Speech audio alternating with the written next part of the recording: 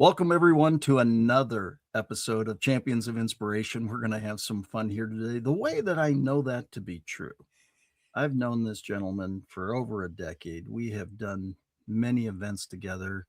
We've had a lot of fun together. And quite frankly, we've served a lot of people together. Now, he's a six-time international best-selling author. He's an elite brain trainer with the Daniel Amen brain training program. He is a self-taught faculty in that accreditation. He is a hypnotherapist. He's a mental toughness coach. He's my friend, Sean G. Murphy. Welcome. And Welcome. that's the biggest accolade I have, is being your friend. So great to be here, Scott. Thanks for doing this. Hey, welcome back, Champions of Inspiration. What a joy and honor to be here.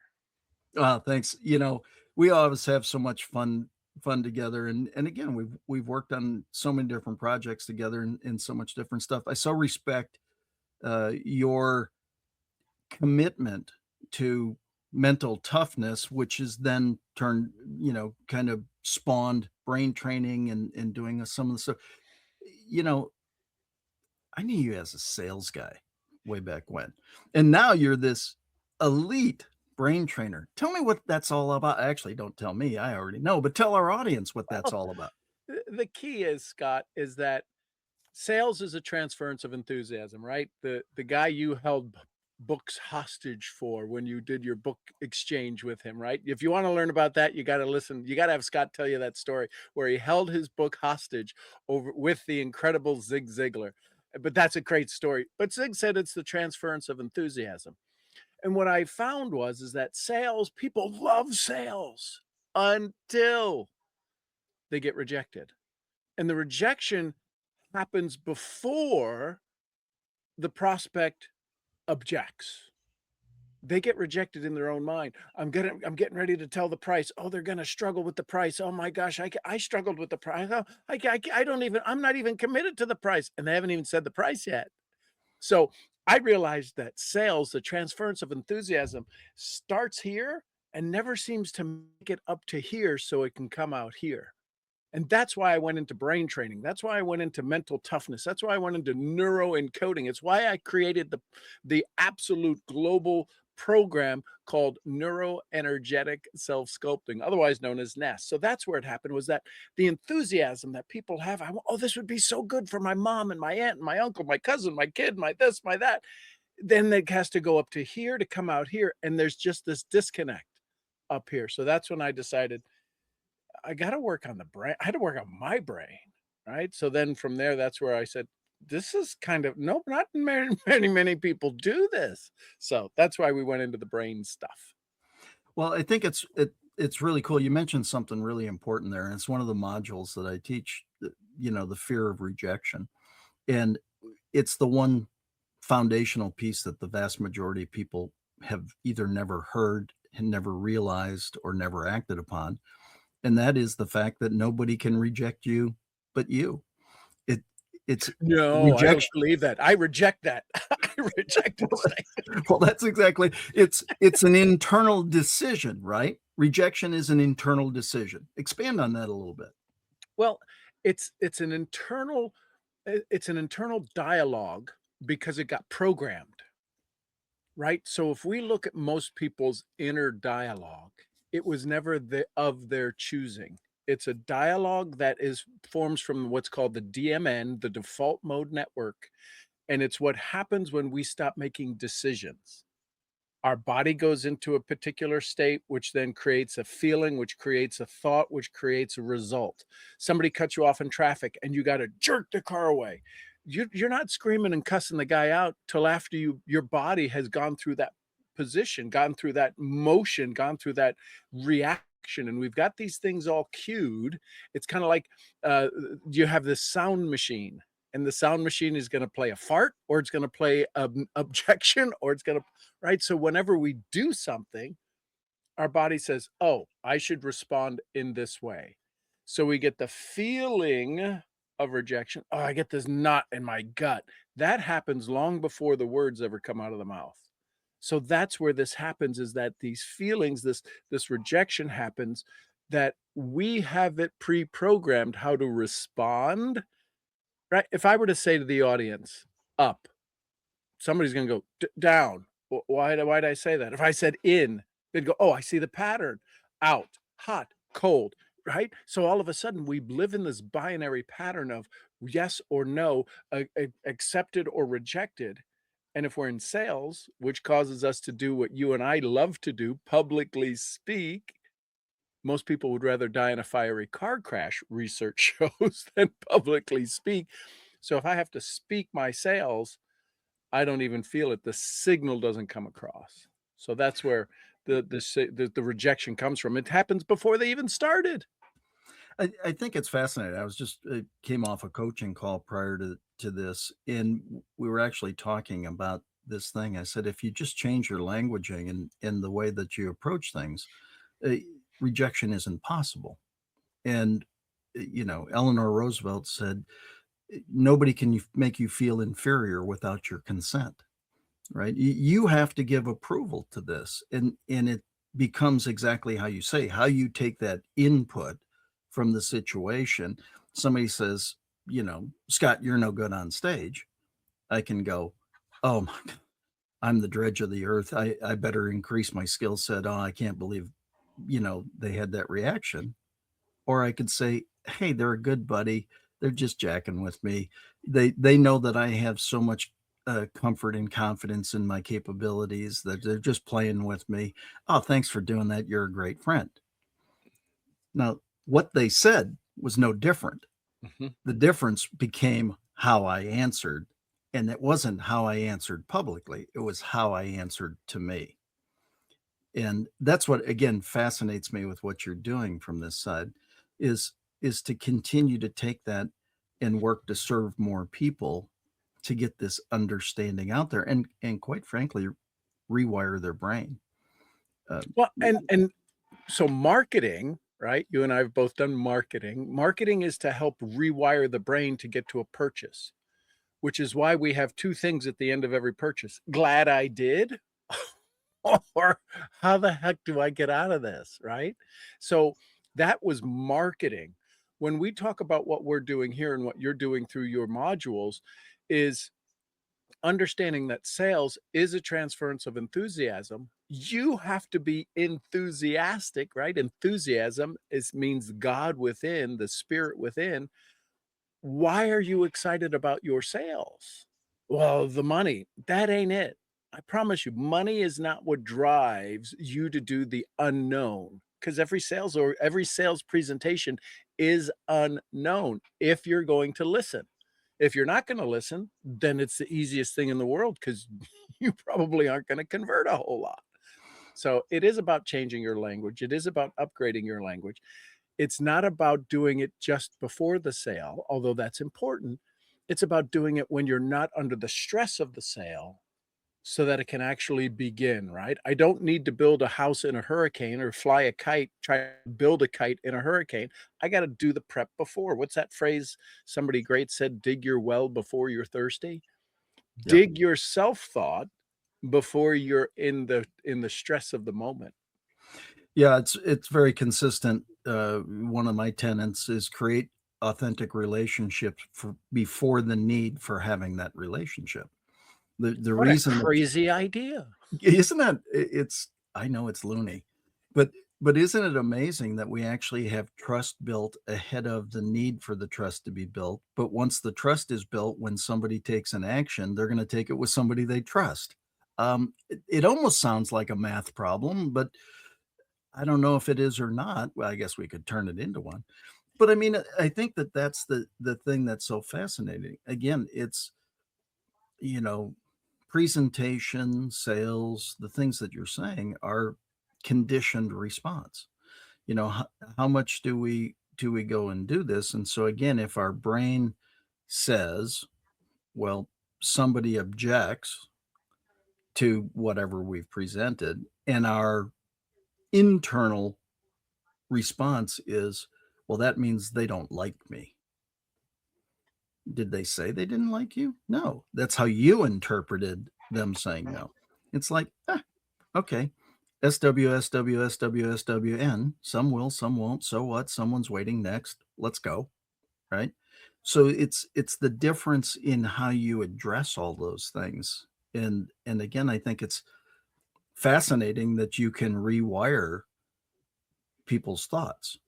And So or so you here's a can it's I probably said that wrong. You can rewire the brain right. so that it modifies their thoughts. I wanna Well, be accurate with you yeah, especially, because otherwise you'll rewire me and fix me, which you can do at any time, by the way. here's the key. We everything that we do, what I love about your content is that it's a two-prong approach. And what I mean by that is most trainings are what I would call a software upgrade to the way your brain operates. Oh, I need to think about this better. I need to do that better. I need to do this. What yours does is a fundamental level, kind of like what you just said in one of the tenets, build trust before it's needed, is a hardware upgrade. We all want to go to the gym and work out ten reps of this and 5 hours of this and 3 hours of walking and 20 minutes of this. And we want to upgrade this hardware, right? Because somebody said it great. Hey, it's your body. It's the only place you can live. To upgrade the brain is different. It requires us to create a new neural synapse. It requires us to delete old programming. If you've ever Scott and I are old enough, some of you may or may not be old enough to remember when you had to upgrade your Windows 98 with 25 disks that came with it, Yeah, and you had exactly. to put the one disk in, and it loaded it, and then it unloaded, and then you had to put in number 2. Most people are going, "Disk 1, disk 26. I wanna shortcut this. What's the hack?" You've gotta upgrade the hardware. Let me offer you a question. Here's the question. What if an objection was a protection? A protection that they wanted to protect. So when we talk about money, we say, "Well, I don't have enough money." They say they don't have enough money. That's an objection. What if it was an actual a protection and you offered it back to them this way? "Hey, I get it. Your money is important to you. You value money." That's what I'm hearing you say, right? When you say you don't have money, you're saying, "I value my money in other places more than this right now." Now you've gotten them off of their own objection that they know shuts you down, and it forces their neural synapse because nobody's ever responded back to them that way. Yeah. One of the things you'll hear in training is, "We need to be novel." What if you became novel with your response to their protections? "I don't have time." Time is very important to you. What's the most important thing you do with your time? Uh, uh, right? I love that. And I agree. It's about differentiation. It's about being unique. It's about addressing things differently. And I that's why I love the approach. And I always learn from you. It's amazing, you know, Ditto. because you're smart. And but I love that approach. One of the ways that I've addressed that is, oh, time is your concern. Sometimes our biggest concern is what we need to look at most. Is another at least would be a way that I might say that at some time. So I love the idea of the foundation is serving people, Mhm, right? We happen to make an offer that we believe stands the capability of providing that service. mhm. It doesn't really matter what we believe. It only matters what they believe, right? Yep. And so part of this is the communication process of being able to share enough after state, enough benefit that they can realize the results that they will gain but by making that decision. But it's definitely what you're adding to this equation is the actual brain science behind it. And if we would just treat people with respect, honor, and dignity far more, a lot of the defenses and a lot of the objections would actually diminish, wouldn't they? They would, and so you made me think of a cool story. I don't know about you, you were pretty cool when you were way back in the dating stages. I know that sometimes if I went out with somebody, they had their girlfriend call them in 5 minutes. Is this a good date or not? Is this do you wanna stay, right? So they had their That out. had happened. So here's the point. Imagine you're having a presentation, you're getting to a sales presentation, and you're getting to a buying decision moment, and they come up with their protection. Here's the thing that's most important to grasp. Here's another brain training moment for you to understand how the brain works. The person listen, do you believe, and this is for everybody that's listening, because I know you and I both have this belief. Do you believe that your product or service is valuable to your prospect? Valuable to the person who's sitting across the table or across the screen from you? I think the answer to 99.99% would be yes. If they could use it properly, would they get benefit from it? Yes. So the frustrating part when we hear an objection, it's not the person we're presenting to. Hang on, hold on with me, grab your boots. The person that rejected is the old story, the old identity that says, I don't know what to do with this. And if I had it, I don't know how to use it. And if I don't know how to use it, I don't want to look like a fool. And therefore, I don't want my money to be wasted. And they come up with 1,001 things at a subconscious level of why it doesn't work, because the person who is buying is their old story. The one who showed up to the presentation is the future version of them that says, I want success. I want to work with you. I want to use your product. Yet when it came time to change their identity, by engaging in your product or service, they don't have a story in place to make the cross over the bridge. So I ask people, hey, listen, why do you think other people consume, use, benefit from a product like this? And whether I provide it or not, why do you think this product exists in the marketplace? We have to create what I call clarify, qualify, create expectation, that expectation that they can actually benefit from it. Because when it comes to money, listen, I sold products that are 50 bucks and $50,000. Both of them thought they were buying me my lunch if they said no to it. I'm not paying 50 grand for your lunch. I'm like, I didn't ask you to buy me lunch. I asked you to invest in your business model in this. They forgot, they truly, I know we're sitting there and we're having the Yeah. conversation and they're there for the presentation and they see it and they're nodding, right? They're doing all this They're stuff. right there with you. You ready? Let's go. No, you gotta literally ask, who the hell just showed up? Yeah. Right? Who changed seats? Yeah. What was this Mary? Did the music run out? What, who jumped into your chair? No, that's really true. I think again, it's fascinating because eh, I know I look like I'm 29, but I've been doing this for a while. And it's fascinating to me how there are nuances. I mean, you're sharing some nuances that really provoke a lot of thought in me.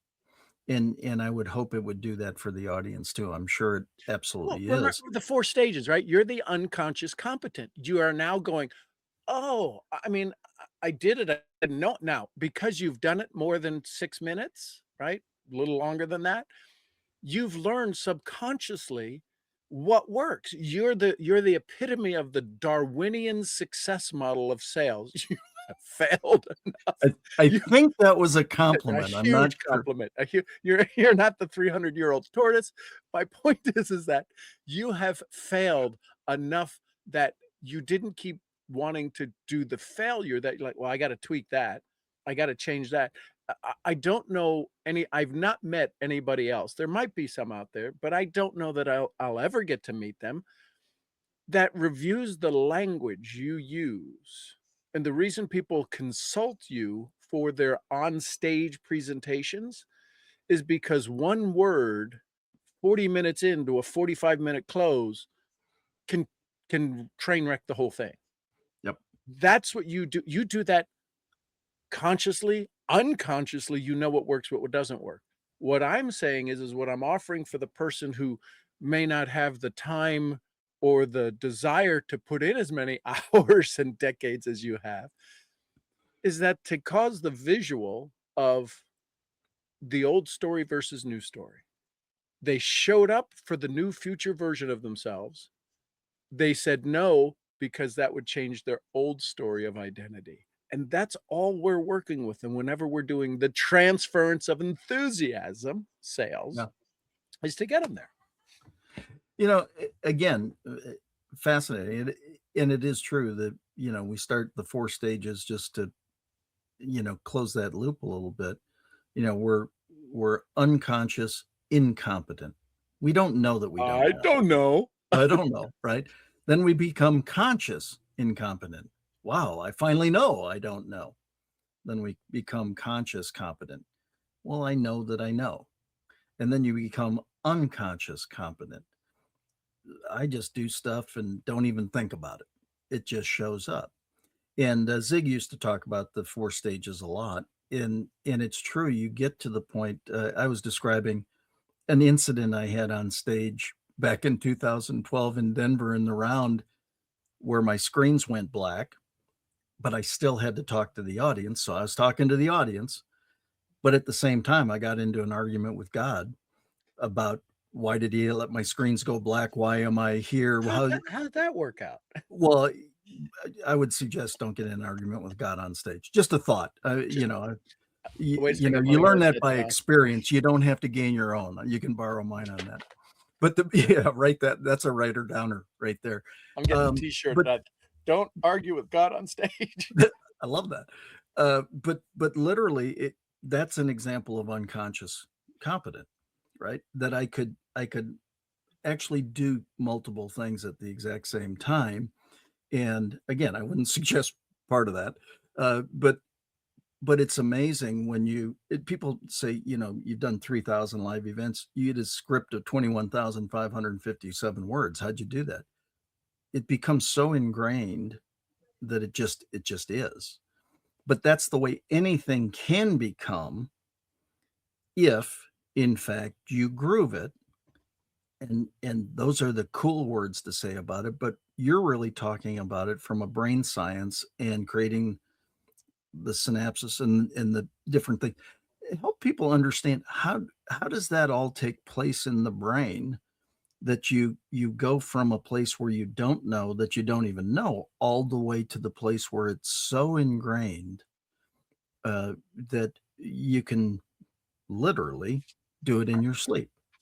What's that process? Well, so the process that takes place inside the brain is, right, we call it neuroplasticity, right? You can Google that and you'll find that. The ability to create new neural synapses. If you're listening to this and you're going, "Ooh, this is a cool dialogue," right? It's not two monologues that are bumping into each other. It's literally a dialogue. And if your brain becomes the third part of that dialogue, I don't know if the word trialogue exists, but if It you're does starting now. if you're starting to have conversations going, "Oh, oh, oh," your brain is constantly doing what's known as avocadoing. See, I got you. It's called nexting. Your brain was like, I don't, well, that doesn't make sense. It's called nexting. Your brain is predicting 6 or 7 ways this conversation could go, which is why you're able to still check your emails and listen and half listen and do all of that. So when we have this conversation of nexting in our own mind, the challenge is how do we create a new novel approach to understanding this dialogue to implement it? Because listening to Scott and me talk, or Scott and I listening to me talk, Scott and me talk, right? Listening to us to have this dialogue isn't doing you a damn bit of good. Hang on. Words do not teach. Your words don't teach. Scott's words, my word, none of our words teach. They offer you an opportunity to expand your own capability and capacity. So, that being said, the way that you can train your brain is, one, journal, write it down. What'd you take away from this? What's the thing you're learning? What's the thing you're liking? 2 things is really all you need from this conversation, and you can change your income forever. Second part is if you don't review the dialogue, review the information right now inside of your brain, your neural synaptic connections between each neural site that's in there's about 1,300 connections per synaptic connection. If you're in a learning state, it doubles to 2,600 because the brain's looking for what? Will this kill me? How fast could I recognize a pattern? And if this is not in pattern and you believe we're not here to terminate you, your brain's going, this could be important. This is gets me out of survival mode. This makes my survival easier. Because the brain's in two things, survival mode or thrive mode. And 98% of the population is in survival mode. How do I know that? Because 98% of the people do not like what they do. That's surviving. So now we've got the 2,600 connections. We've got the surviving. We're going to journal. The first thing you then need to be aware of is the neuroencoding of this new awareness. Where does it resist in your body? Most people get a knot in their stomach when they go to speak. Nobody punched you in the gut. How do you get a knot in your stomach if you're just going to go talk in front of friends? Oh, don't make me get up. Don't make, don't, no. Don't make me. What? See, what most people don't realize, Scott, what your tenets, what your 101 secrets do is help understand the 30 trillion memory cells and helps to rewire them in 60 seconds or less, which is why they can listen to 60-second things over and over and over and over, because the body can deal with 60 seconds, and you begin to literally rewire new cell connections, new story connections. You've trained enough people over the years that when they got up on stage and spoke, and you teach them public speaking, and they got off stage and they came off and they go, I loved that. From Yeah. being a puddle of sweat from the first moment they thought about it, that's changing your body. You can learn all the scripts. It's your body. This is what's called, I'm a certified neuroencoding trainer, the neuroencoding that we have that needs to be updated, upgraded, and rewired. And that's where the resistance comes from. That's why people resist. Oh, I'm going to look like a fool. We're sitting together having a nice conversation. Who said anything about foolishness? So that's what I love your 60-second brain rewiring segments that you do. Well, thanks. It's interesting. I had a young sales plebe go out on a call with me yesterday, and afterwards he said, "Man, can we just go out for coffee and I just ask you questions?" And I said, "Sure." And he said, "That's it?" And I said, "Yeah." He goes, "Really?" And I said, "Do you not want to meet with me?" And he goes, I'm "Well, confused. no, I What was really the, do." But he what was goes, the question? yeah, I know. He goes, I can't believe that you'd be willing to do that. And I said, I got one rule. If you got want to, I'm in.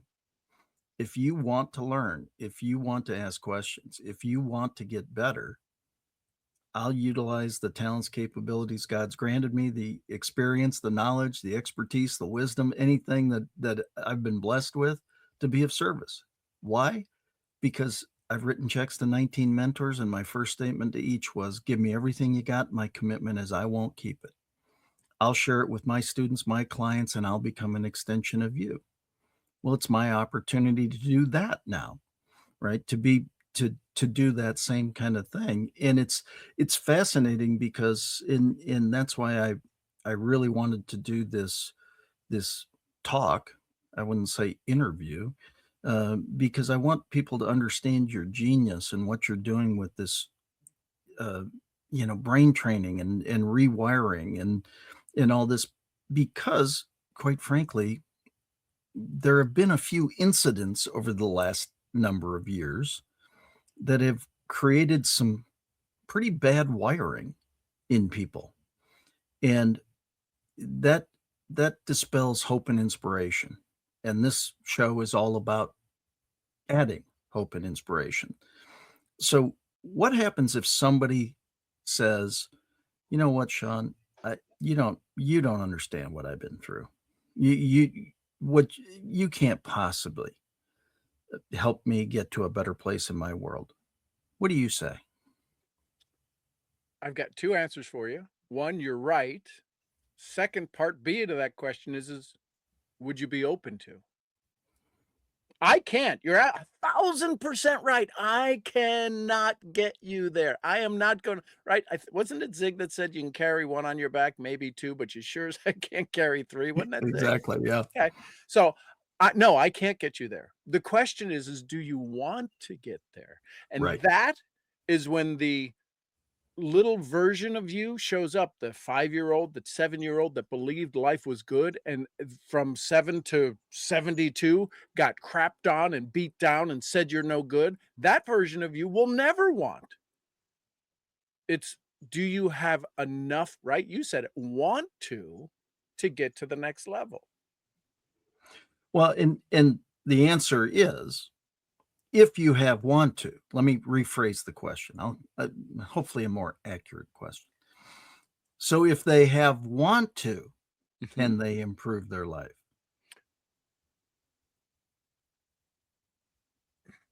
Okay, wait. Bad question. Research would No, tell no, you no. no. I'm Research would tell you no. well, Because that's where okay. So yes. that's your answer to that. So let me, if you have want to gain additional knowledge and wisdom and put it into action, can you change your life? Yes.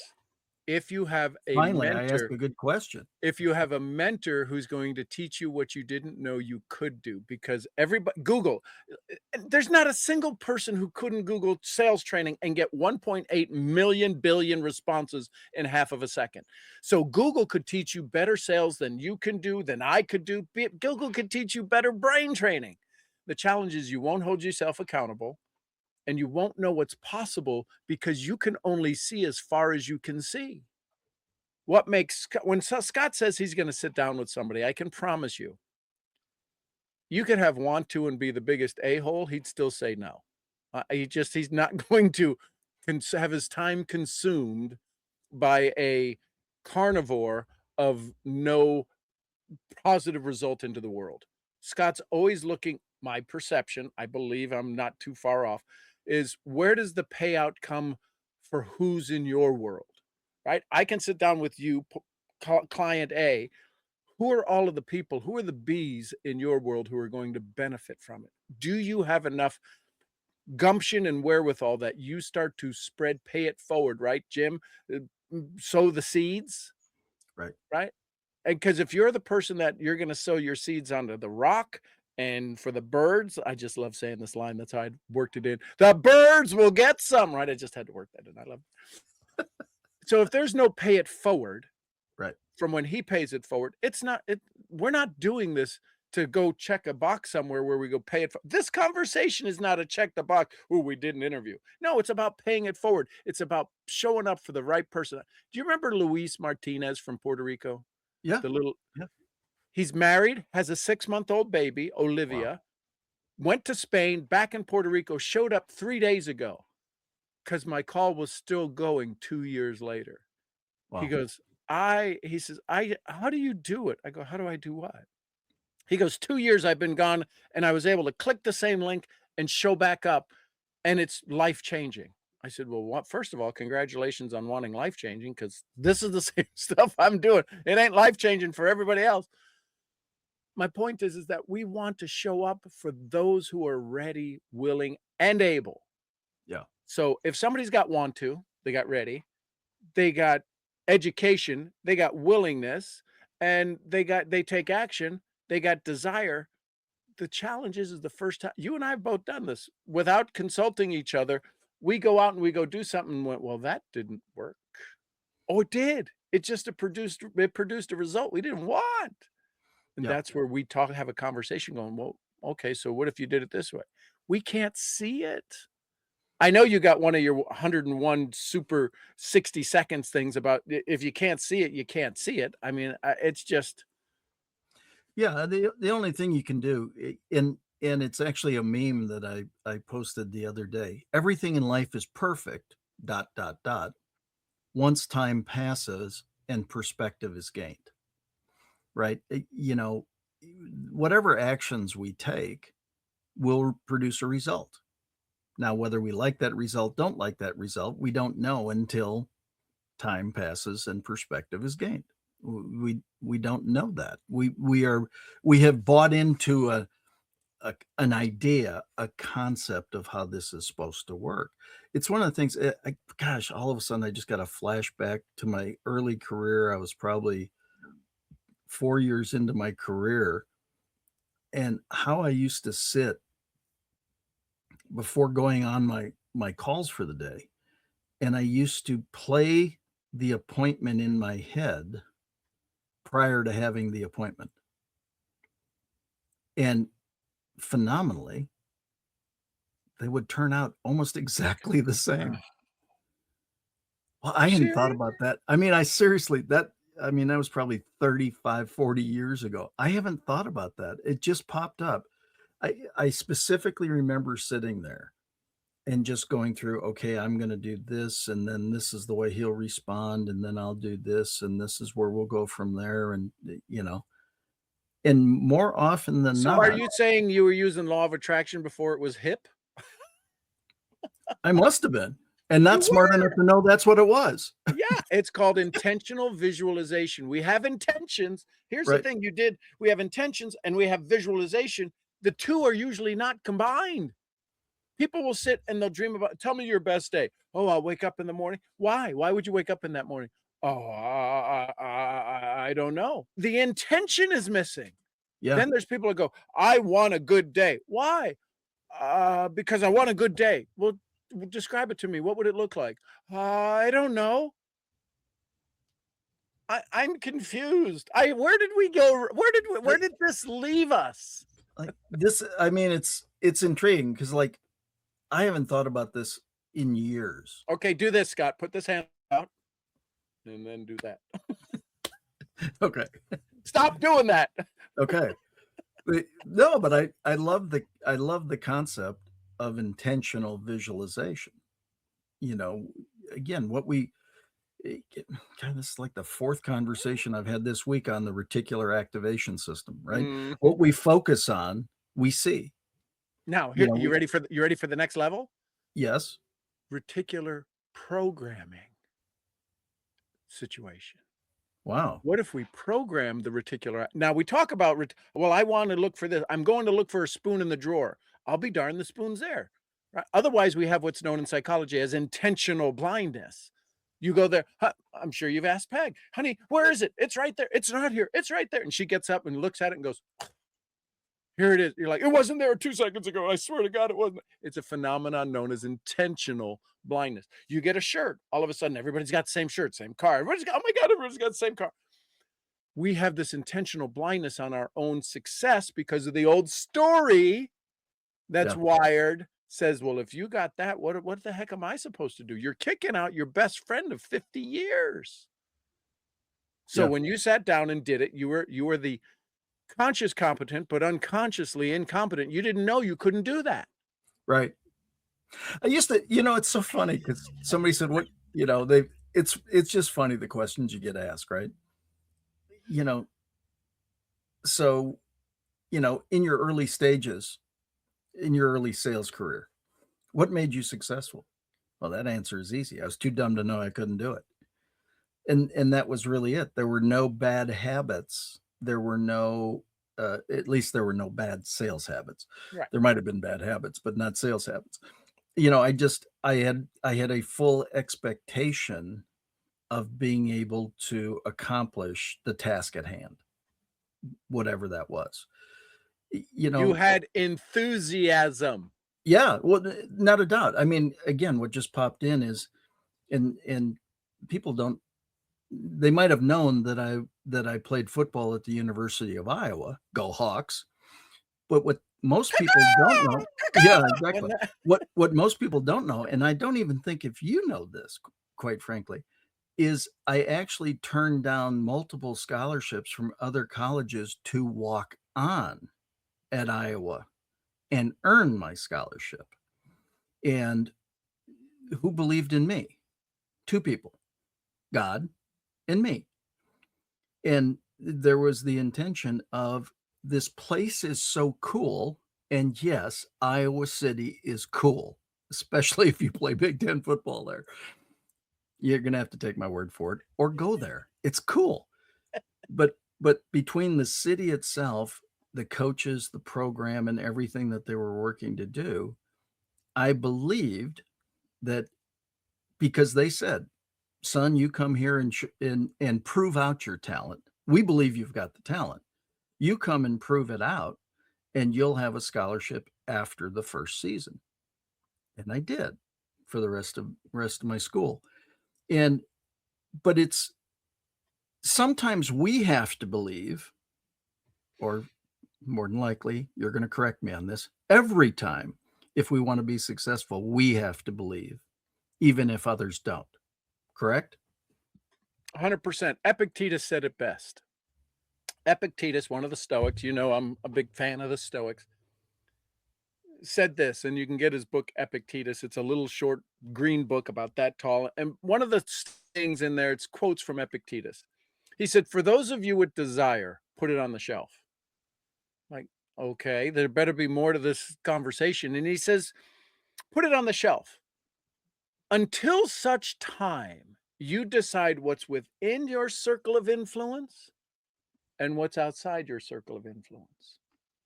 At that moment, once you clearly determine what's inside that only you can influence and what you have no influence over, go back, pick up your desire, because you will never have another bad day. Period. Mic drop. Did he have a So, mic back then? well, they had probably it was the talking stick of the femur of some animal. Femur drop. Femur drop. No, I mean it's fabulous when you say that, and And I that's think that 2,000-year-old history. Well, let me go check social media, see if that makes sense. Okay, how's that working for you? well, I think that's we've so I had this conversation yesterday with somebody, and I said, being a boomer, what a blessing to have the knowledge, the expertise, the experience, the wisdom that comes with time. And we have certainly the youngest generation in play today, Gen Z, and then part of millennials that could so use the wisdom, the knowledge, the experience, the expertise that boomers have.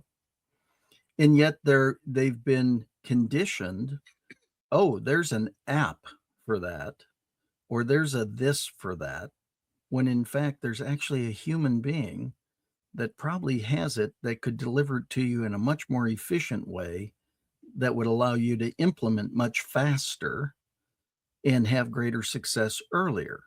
And especially if you're going after helping humanity, because again, there's a bent of give back.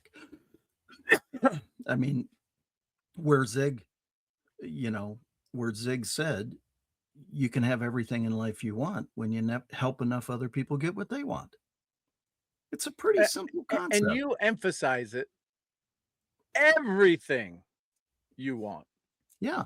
Not some of it, not almost all of it, everything.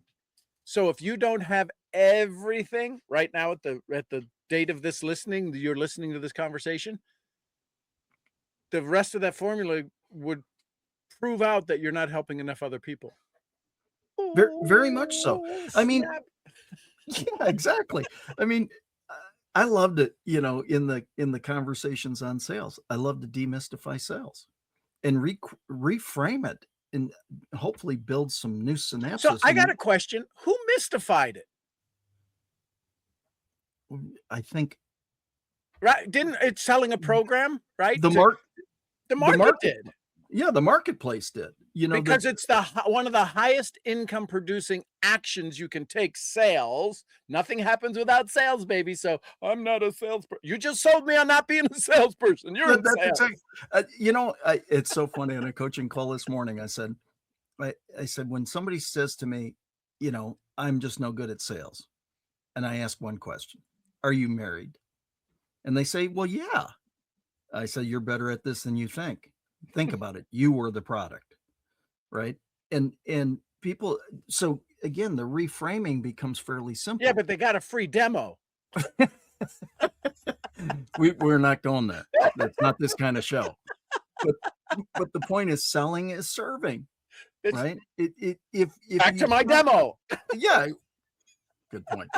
Uh, the fact is, if you would just foundationally know and believe and are wired that way. That, wow, what a great opportunity to serve somebody Well, I and do think it we from were that taught to place. yeah, we were taught to be smarter than the average bear, right? So, how many of us have ever asked well, how do you do that? I want you to write this down. How equals sign human. Wait, what? How equals human. If you are asking a how question, you are literally saying, what do I have to do to get better? How did you do it so I can get better? Well, and that phrase, if I can do it, you could do it. If I could do it, there's a chance that knuckleheads can succeed. You're probably not a knucklehead like we both are because we went through it kind of we went to the school of not hard knocks, big rocks that you had to break down, That's and then exactly hard knocks showed up. We yeah, graduated hard knocks after big rocks. My point is that if you're asking how, you're looking for a strategy. Most people's how equals a strategy. Tell me what to do. If I tell you what to do and not programmed your brain to become the new version of you, it's almost impossible for you to do me. yeah. I can't do Scott. I watch Scott on stage and I'm so jealous sometimes. I'm like, how does he do that? Which is human. It's human. It's Scott's humanness. I don't think that's a word. But when I It get is up now. there, I do Sean. You remember at ANMP, I think you were there when I showed up in suits. Oh, yeah, yeah, yeah. I showed up in suits for the first hour and my throat was cracking and everything was cracking. And You could hardly talk. Scott comes back. I couldn't introduce people. I was the MC. Scott comes back and he goes, get this shit off. I go, what are you talking about? He says, go put on your shirts. And I went and put on my colorful shirts and I went out and my voice never cracked once again. Yeah. I was being the MC of the ANMP when I needed to be Sean, who was MCing at ANMP. I forgot who I was. Yeah. I've wore suits. I can wear suits. There was just this disconnect that it was embarrassing. I'm like, how am I going to do this for 4 days? It's And then so we fu fixed it. yeah, no, it's so funny. I had this conversation, I won't name the person because I love him, but in some of the training he does, he makes mini hymns. And you come out of it, and if you can't be him, you haven't executed what you've been taught. And the reality is there's 8.5 billion people on this planet that are all that are all individual. And even if we see the exact same thing, live through the exact same thing, we're not going to recall it the exact same way. Everything about us becomes different, right? And so I think that's the growth I've achieved as a coach is understanding how to get the maximum you out of you with some new skills, knowledge, mindset, things like that help you get to where you want to be the best version of you. Not trying to create anything other than you, you squared, cubed, whatever, right? It's just how do you get somebody to be a better them in this whole process? And I think that's it's fascinating because there's so many coaches and so many trainers and so many speakers that are, well, follow me. They're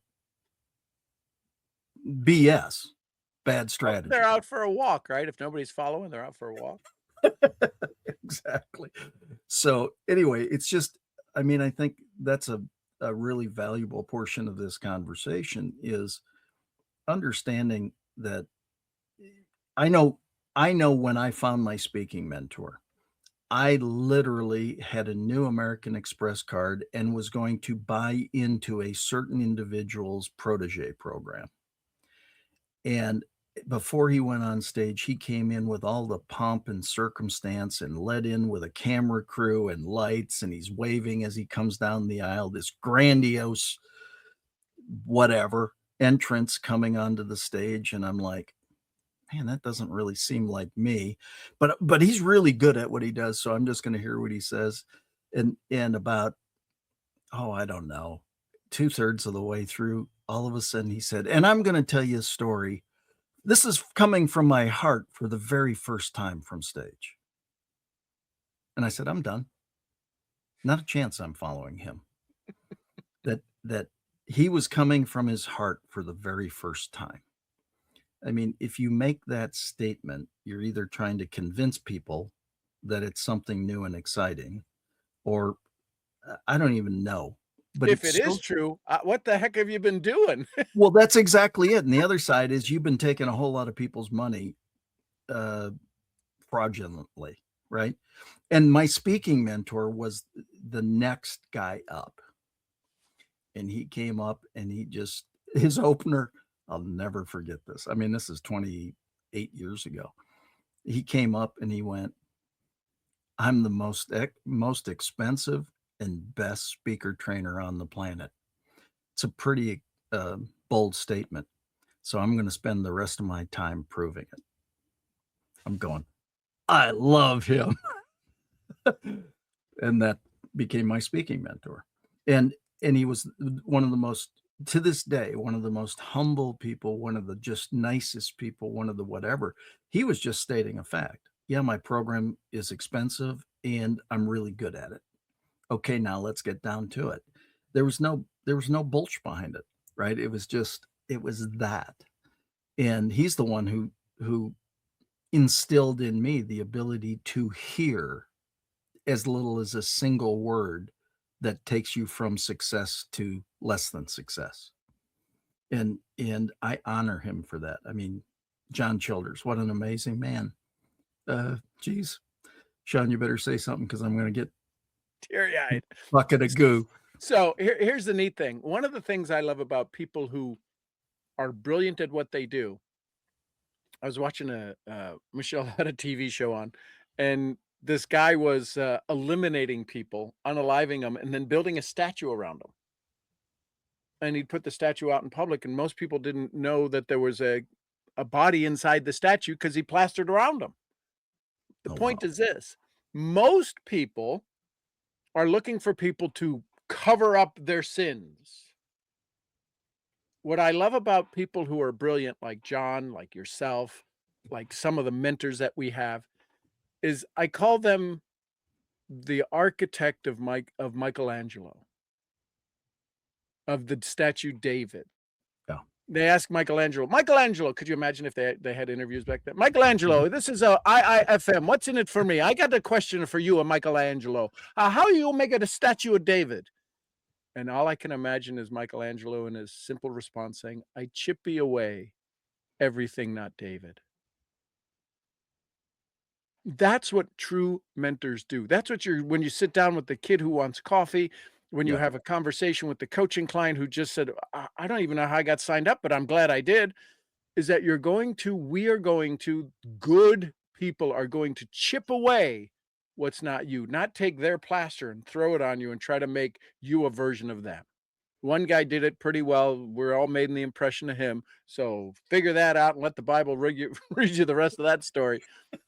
Until then, we should chip away what's not them, and that requires us to listen, to pay attention, to look at their frequency, to look at their body language, because who you are speaks so loud.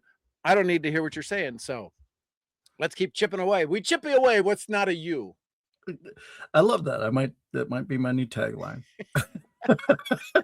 Everybody go, what happened to you? You're Oh, I'm German very good. Dutch. I'm very good at You're chipping away what yeah, not you. you're German Dutch. How'd you become Italian? You know, the jeez. No, I think it's so true, right? It's, just having, um, the desire to wanna make a positive impact, to help people get to where they want, and every once in a while, it's even guiding them to a slightly different spot because they envision, um I know it's happened for you too, people have come to you and say, "Sean, how do I get to do what you get to do?" Well, in fact, let me ask you that question. Sean, how do you get to do what you get to do for a living? You got to be patient. you've got to be bold, and you've got to listen through the lies without Whoa, whoa, saying, whoa, "You're whoa, whoa. lying." What did you just say? You've got You to got to listen listen through the through the lies. lies. Okay. Unwrap that for a second. I want to be rich. No, you don't. How do I know that? Because everybody, listen, everybody I work with, everybody I know, everybody who's ever interviewed with me, maybe they didn't move forward, everybody can go at least double their income right now with all of the knowledge. Oh, because here's the thing. Soon as your brain says, I know that, you know what it stops doing? Seeking. You need to do your gratitude every morning. Oh, I know I need to do that. You will never do it. You will never do it. Yeah. You won't do it consistently because you know that already. Well, if you know it, your brain's not in fight mode, right? Fight, flight, or freeze. Or the fourth one, freedom.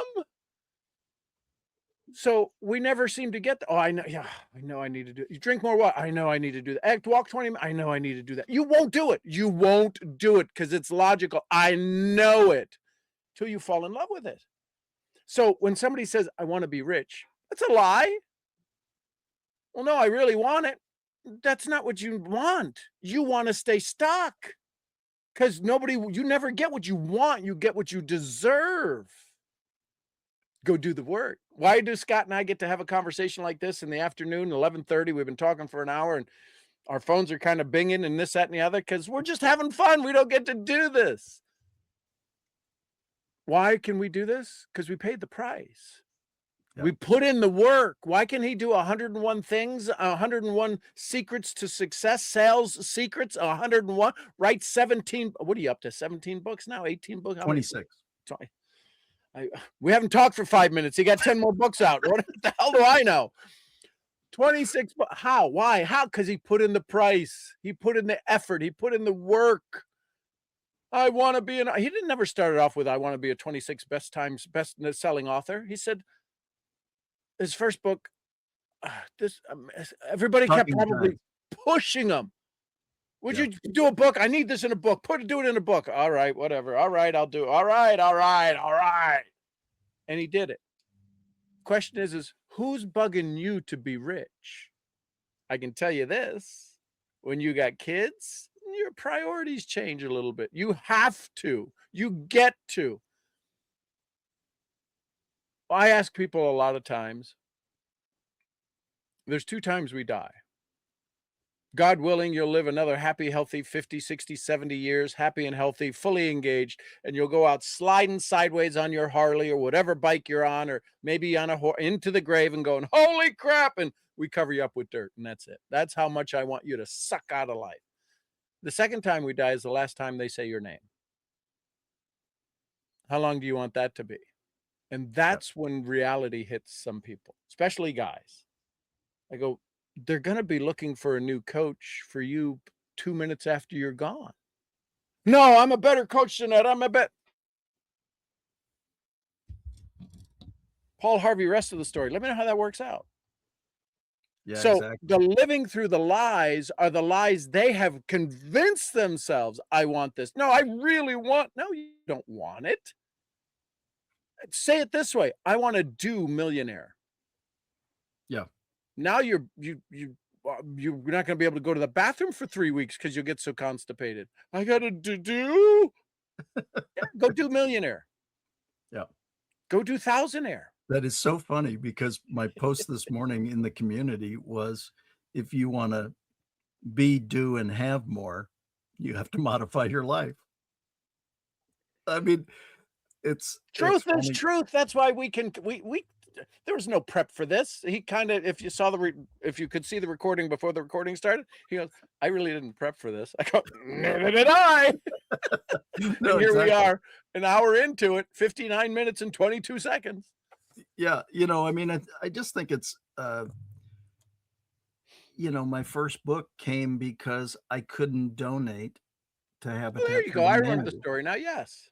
But I could with my connections and people, I could write a book, which ultimately created revenue, which supported the charities and habitat in the other 20 that are in the book.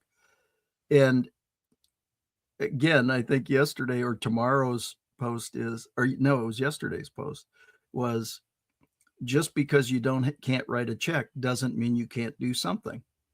So it's funny how the end of this conversation tied to those last 2 memes that I've posted. Well, And the reason I post them is to create thought. You know, the hopefully. only reason we're doing this is for us. I'm sorry, folks. You think you're important. You are. But the only reason we get together, seriously, is to sharpen metal against metal. Yeah. To have steel versus steel, to be sharpening each other, to say things, right? Truth is truth. Yeah. I have a version, Scott's got a version, it's truth. And when they mix together, it's like, oh my God, that reminds me. Oh, I love that we go back to your original sales calling days and your intentional visualization. Yeah. I know you're going to do amazing things with that because you've already used it, knucklehead. It's like, oh, why do we try all this new stuff when the old stuff worked? Well, because it's new. Yeah, it's got to be sharper, better, faster. It just, geez. Some days, you know, you just go, what a chucklehead you are. Why don't you just, you know, it's so, oh man, got me thinking now. I love it. Yeah, I love it. It's awesome. We could do this forever. We could. We have for the but last decade. Here's what we're gonna do. We're gonna do multiples as opposed to one forever. Yes. But Sean, how do people get a hold of you? Because they need your genius. So you can go to SeanGMurphy.com. That's the website. There's an email there. You can text me 469-834-9063.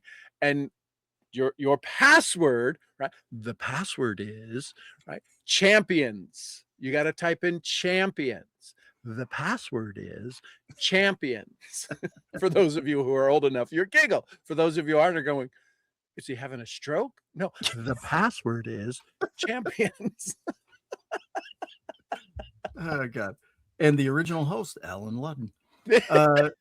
That didn't need to come out. Anyway. Yeah, I couldn't have done that. So anyway, thank you all for joining us. Make sure that you get championsofinspiration.com /Sean-G-Murphy. My new dance so that you can share this. Okay, it'll be in the show notes. So anyway, thanks for joining us. We're going to do this again because Scott, how do they, I see there's a copy of your 90-second success tips. That's going to be on the replay too. Yeah. Up there. Yeah, we should probably do that, right? We'll put the 90-second success tips, they got to get you the 104 tips to sell more with less effort. There's a lot of things that we could do. So just reach out, become friends. Let's make a decision, because here's what's going to happen. If you say you want more, we can deliver in buckets, baby. Yeah. Are you willing to receive more? I have a phrase I ask people: are you ready for the love? If you have more of what you want, aren't people going to, some people may be a little jealous, but you're going to be able to give away more. You're going to be able to do more. And people are going to say more thank yous to you. Are you ready for the love? Most people never sit with that question. If I become the person I desire to be, people are going to show. You've had it happen. I've watched it. People have come up and hugged you, and you're like, I'm like, because we have this look. I'm like, oh, right? We don't know who it is. And then they say, I watched you speak 10 years ago in Chicago, and you changed my life. It's like, I'm sorry, it took us 10 years to meet. I get the chills because it happens to me especially in the world I come out of, network marketing. And you're on. So it's just, if you're ready to have more, you got to ask, am I ready for the love? Then we can serve you. Yeah. Jump into the Champions of Inspiration community. It is free. There are daily messages. There's a lot of good conversation. There are a lot of things that are designed specifically to serve you. And if we can do more, make the suggestions. We'll do it. So God bless. Thanks for being here. Have a fabulous rest of your week. And we'll see you again soon.